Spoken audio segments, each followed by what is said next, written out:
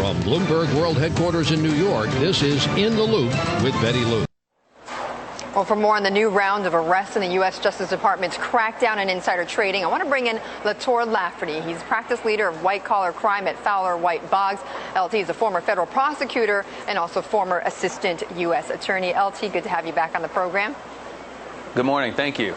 So, with these new arrests, what do you make of them?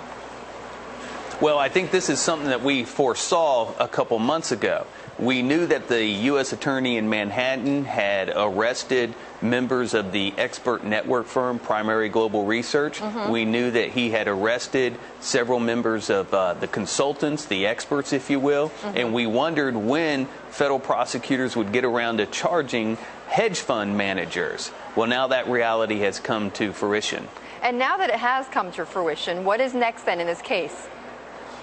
Well, what you have to wonder is that the U.S. Attorney in the Department of Justice and the SEC has made a significant dent in the expert network market.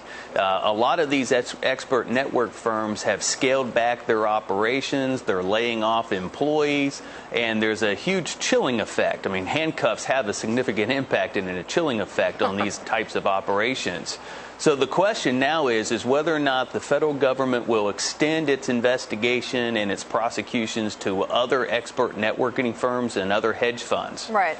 Well, and you can imagine, and we're showing those pictures, you know, the perp walks and that sort of thing certainly does have a chilling effect, you can imagine, on all of these industries. LT, 46 people have been arrested, 29 pled guilty. What do you think is going on here with this case? Is it a case of the little guys going after the big ones now, or speaking, or what's going on here?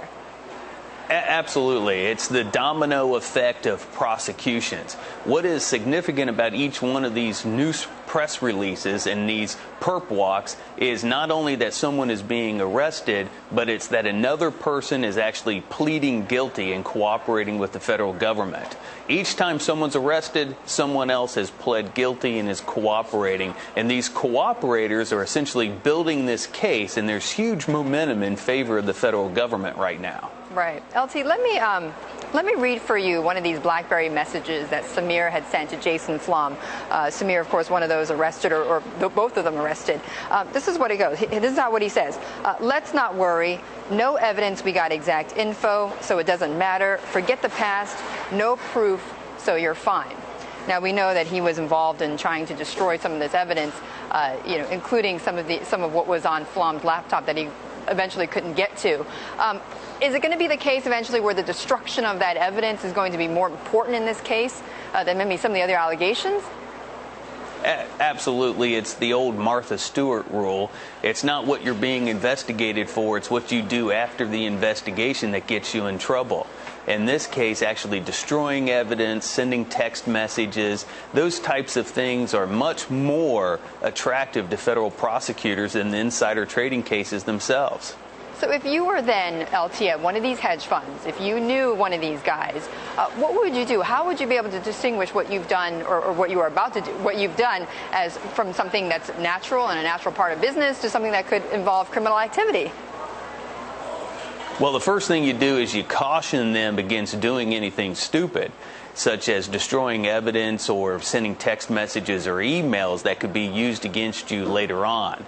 It's very important for people when they're under investigation to make sure that they don't aggravate the situation any further. Okay. LT, we're going to leave it there, but I appreciate it. LT Lafferty at Fowler White Boggs, a former U.S. attorney, assistant U.S. attorney, talking about the insider trading probe. Well, ECB President Jean-Claude Trichet's term comes to an end in October.